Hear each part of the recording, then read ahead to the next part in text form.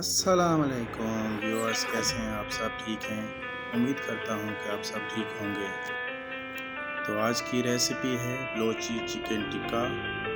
امید کرتا ہوں آپ سب کو پسند آئے گی۔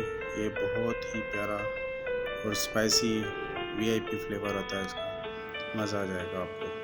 ریسیپی شروع کرنے سے پہلے آپ سب سے گزارش ہے کہ میرا چینل سبسکرائب کر دیں۔ چلو لیٹس گو۔ 1 چمچ نمک کا 1 کپ پانی میں گھولیں گے۔ نمک والا پانی ہو جائے گا، مکس کر لیں گے اس کو۔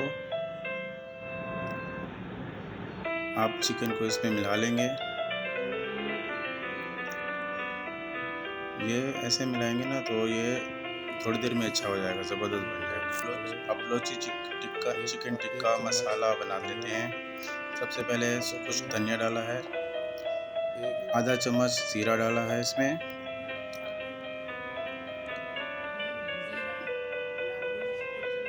ایک چمچ لال مرچ اور 1 چمچ آدھا چمچ گرم مسالہ، 1 چمچ کالی مرچ ثابت ہے، یہ کٹی بھی نہیں ہے، 1 چمچ چاٹ مسالہ ڈال دیں گے اس میں، اور آدھا چمچ ہلدی۔ اب اس کو روسٹ کر لیں گے۔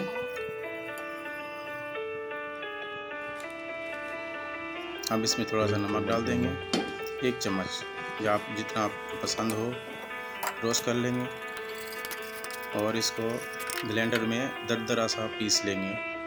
ٹھیک ہے، ایسے روسٹ ہو جائے گا، پھر اس کو بلینڈر کر لیں گے۔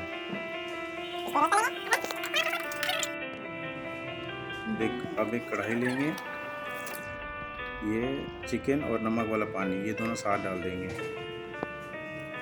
ہلکی آنچ ابھی کھول دیں گے، اور 1 کپ پانی اس میں آئل ڈال دیں گے، کوکنگ آئل۔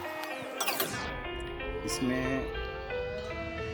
اب جو ہے نا کہ آنچ جو ہے نا تیز رکھنی ہے، اگر سلو آنچ رکھیں گے نا تو یہ گوشت گل جائے گا بہت جلدی۔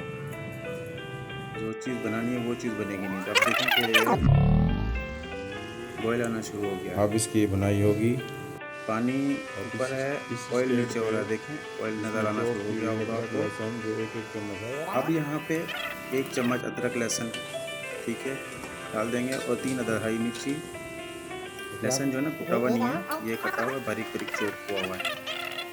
اب اس کو بھون لیں گے، کیونکہ پانی تو ختم ہو گیا، صرف آئل ہے تو صرف اب اس کو بھونیں گے، اچھے طریقے سے بھونیں گے، تب تک بھونیں گے جب تک اس کا اچھا کلر نہیں آ جاتا چکن کا۔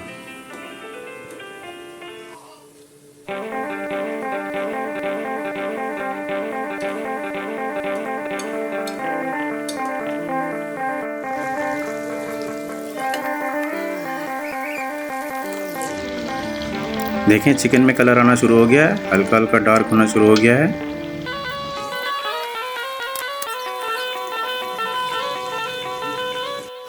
دیکھیں اب کلر بہت پیارا ہو گیا اس میں۔ اب فائنلی ٹچ کہ یہ اب تیار ہو گیا ہے۔ اب اتار لیں گے، آئل کو نکال لیں گے اس میں سے، چھنی کے اوپر رکھ کے۔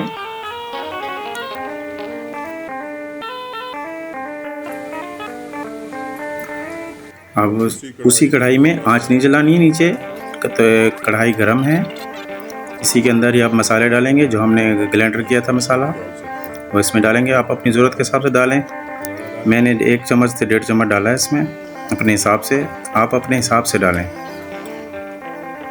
اس کو مکس کر لیں گے۔ اب ڈش آؤٹ کر کے آپ کو دکھاتے ہیں۔ دیکھیں کتنا پیارا لک آیا ہے، ماشاءاللہ بہت پیارا لک آیا ہے۔